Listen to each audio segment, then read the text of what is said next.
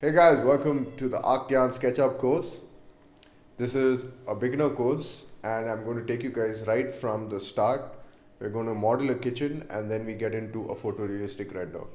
So this course is divided into two parts, part one being modeling in SketchUp and part two being introduction to Vray and renders. We're also going to do a final render in a day environment and also in a night environment. I'm also going to do a 360-degree render where you can visualize the space in 360 either by uploading it on YouTube or by using a virtual reality camera. By the end of the course, you'll have a solid understanding of SketchUp and also get into making interior scenes.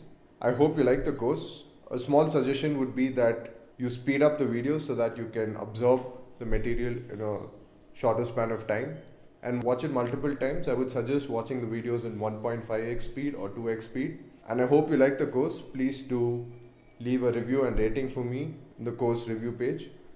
And towards the end of the course, I'll be sharing a few resourceful materials and also a few other models which you could use in your SketchUp models and V-Ray renders.